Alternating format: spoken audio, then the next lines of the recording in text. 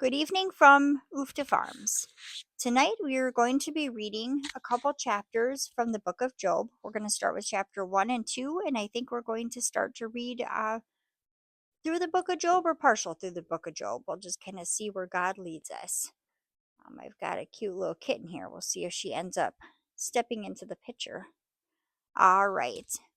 There was a man in the land of Uz, whose name was Job, and the man was blameless and upright, one who feared God and turned away from evil.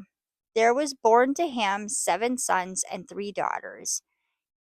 He had 7,000 sheep, 3,000 camels, 500 yoke of oxen, and 500 she asses, and very many servants, so that his man was the greatest of all people of the east. His sons used to go and hold a feast in the house of each on his day, and they would send an invite to their 3 sisters to eat and drink with them. And when the days of the feast had run their course, Job would send and sanctify them, and he would rise early in the morning and offer burnt offerings according to the number of them all. For Job said, "It may be that my sons have sinned and cursed gods in their hearts." Thus Job did continuously. Now there was a day when the sons of God came to present themselves before the Lord, and Satan also came among them. The Lord said to Satan, "Whence you have come?" Satan answered the Lord, "From going to and fro the earth, and from walking up and down it."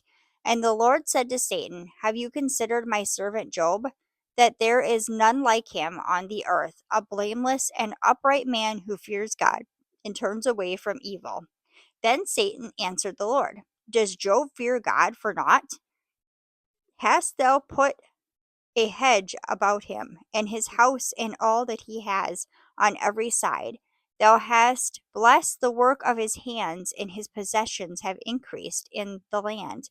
But put forth thy hand now, and touch all that he has, and he will curse thee to thy face."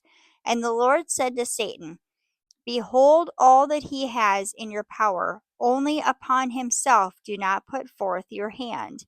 So Satan went forth from the presence of the Lord. Now there was a day when his sons and daughters were eating and drinking wine with their eldest brother's house.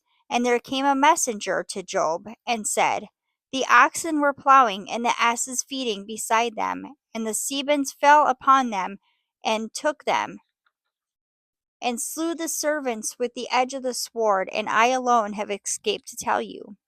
While he was speaking, there came another and said, "The fire of God fell upon the heaven and burned up the sheep and the servants, and consumed them,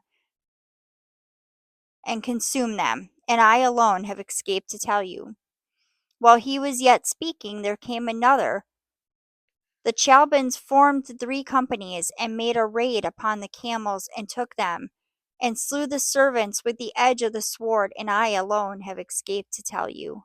While he was yet speaking, there came another and said, "Your sons and daughters were eating and drinking wine in their eldest brother's house, and behold, a great wind came across the wilderness and struck the 4 corners of the house, and it fell upon the young people, and they are dead, and I alone have escaped to tell you." Then Job arose and rent his robe and shaved his head and fell upon the ground and worshipped and said, "Naked I come from my mother's womb, and naked I shall return. The Lord gave, and the Lord has taken away. Blessed be thy name of the Lord." In all this, Job did not sin or charge God with wrong.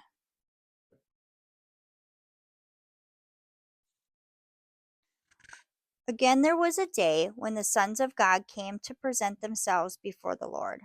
And Satan also came among them to present himself before the Lord. And the Lord said to Satan, "Whence have you come?" Satan answered the Lord, "From going to and fro on the earth, and from walking up and down on it." And the Lord said to Satan, "Have you considered my servant Job? There is none like him on the earth, a blameless and upright man who fears God and turns away from evil. he still holds fast in his integrity, although you have moved me against him to destroy him without cause. Then Satan answered the Lord, Skin for skin, and all that a man has he will give for his life. But put forth my hand now and touch his bone and his flesh, and he will curse thee thy face. And the Lord said to Satan, Behold, he is in your power, only spare his life.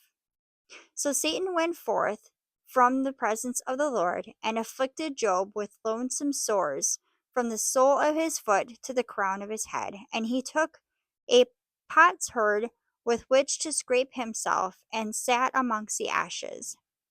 Then his wife said to him, Do you still hold fast to your integrity? Curse God and die.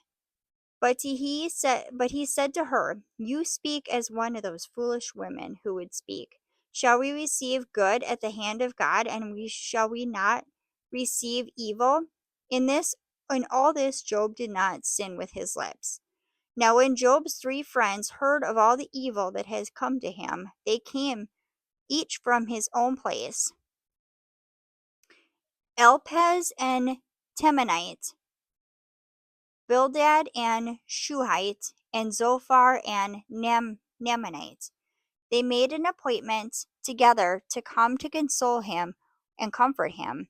And when they saw him from afar, they did not recognize him. And they raised their voices and they wept. And they rent their robes and sprinkled dust upon their heads towards heaven. And they sat with him on the ground 7 days and 7 nights, and no one spoke a word to him, for they saw that his suffering was great.